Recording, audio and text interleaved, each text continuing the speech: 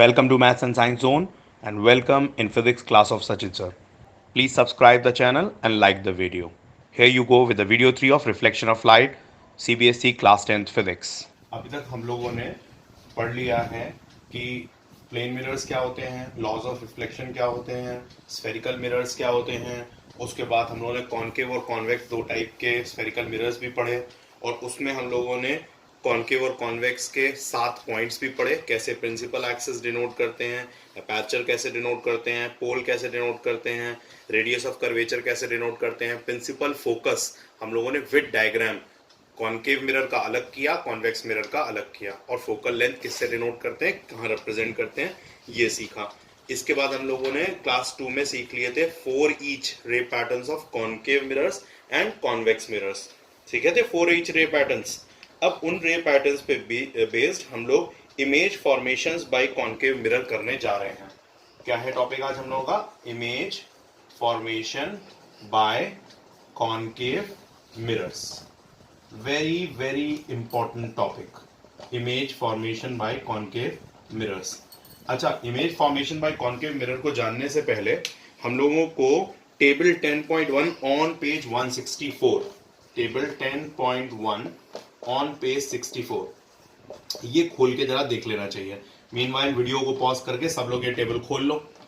अब इस टेबल में देखो कि position of the object, position of the image, size of the image और नेचर ऑफ द इमेज, ये 4 आपके कॉलम्स बने हुए हैं।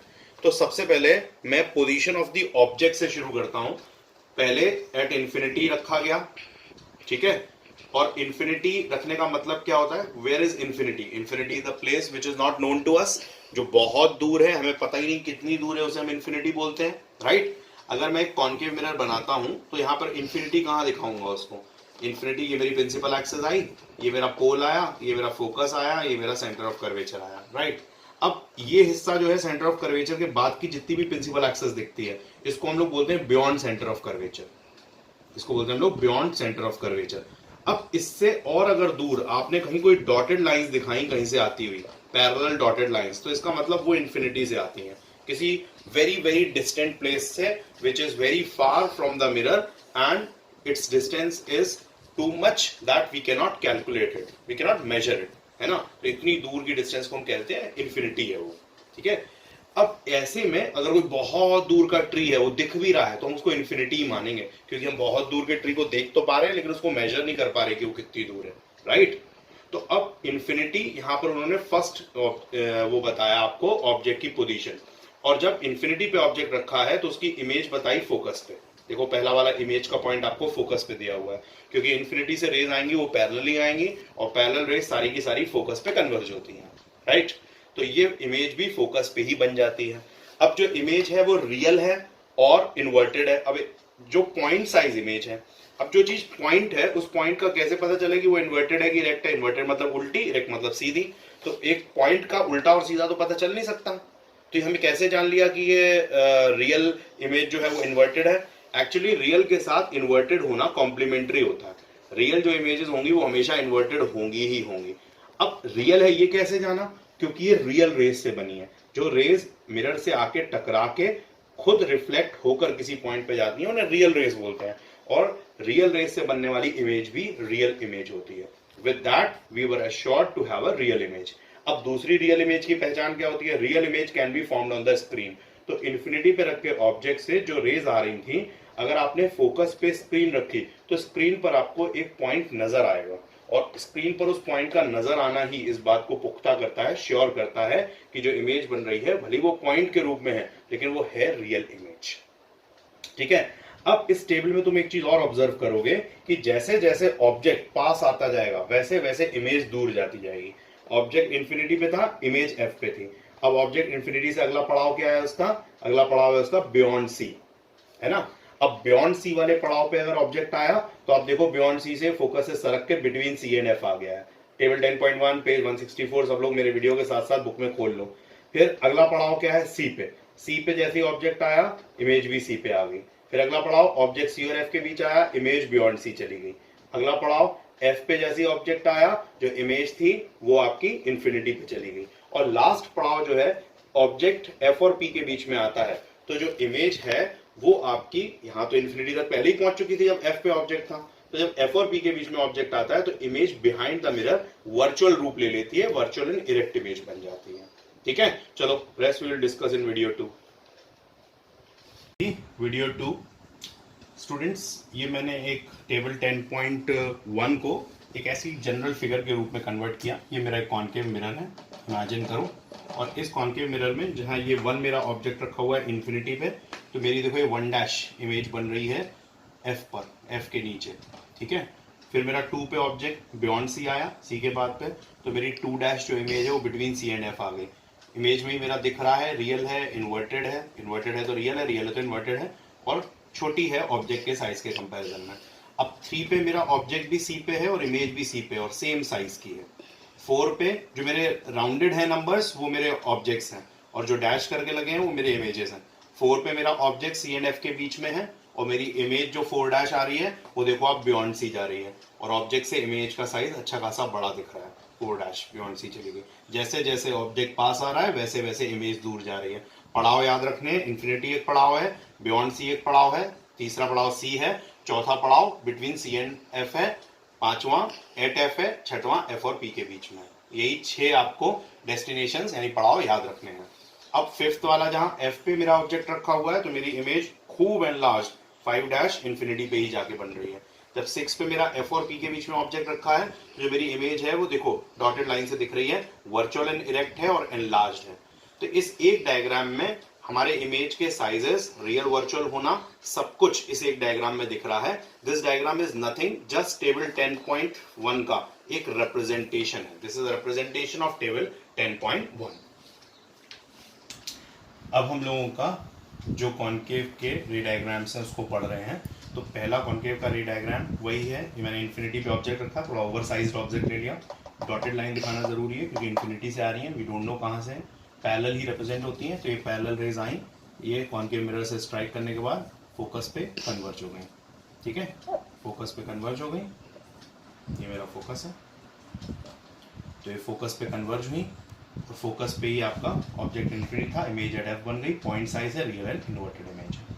जैसा हम लोग प्रिंसिपल फोकस दिखाने के लिए कॉन्केव में डायग्राम बनाते हैं, सेम फर्स्ट वाला डायग्राम वैसा ही है। सेकेंड वाले डायग्राम में मैंने ऑलरेडी तैयारी ये कर ली है, ये कॉन्केव मिरर है, ऑब्जेक्ट बियॉन्ड सी रखा हुआ है, ऑब्जेक्ट बियॉन्ड सी है। अब इमेज बिटवीन एफ एंड सी बनती है, पहले से पता होना चाहिए। यहाँ मैंने एक पैरेलल रे दिखाई। अब 4 रे पैटर्न में से जो तुम्हारा मन में आए वो रे पैटर्न तुम इस्तेमाल कर सकते हो। मैंने एक पैरेलल लेके आया हूँ, एफ से पास करा दे रहा हूँ, एक एफ से पास वाला पैरेलल कर दे रहा हूँ। ठीक है, जहां पे इनका मिलना होगा, जो एफ से पास हुई, ये पैरेलल जो आई थी वो एफ से पास करा दी, जो एफ से पास हो रही थी टकराने के बाद पैरेलल हो गई। जहां पर ये मिलती हैं वहीं पर इमेज का फॉर्मेशन होता है।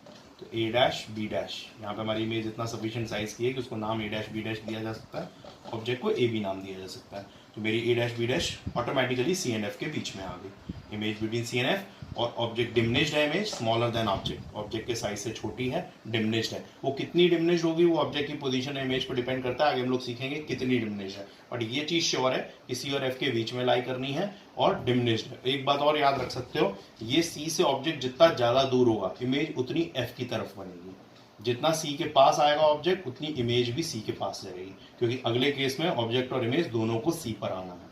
ठीक है, ये पहले दो प्रॉपरली प्रैक्टिस करो। In the third diagram object is kept at C. अच्छा, ऑब्जेक्ट एट सी हमें याद रहना चाहिए, इमेज एट सी। इसको मैं कहता हूं हमेशा चीटिंग वाला डायग्राम। क्यों चीटिंग वाला डायग्राम कहता हूं? बाकी सब में स्कोप बहुत ज्यादा है, सी और एफ के बीच में ऑब्जेक्ट रखा होगा, बियॉन्ड सी एक लंबी रेंज है जहां पर इमेज बन सकती है। उससे पिछले वाले में भी तुमने बियॉन्ड सी ऑब्जेक्ट रखा था, सी और एफ के बीच में कई सारे पॉइंट्स हैं जहां पर इमेज बन सकती थी। लेकिन इसमें ऑब्जेक्ट एट सी, इमेज भी एट सी है, तो एक सिंगल पॉइंट है, इतनी शार्प इमेज होनी चाहिए कि बिल्कुल सी पर ही वो इमेज आए।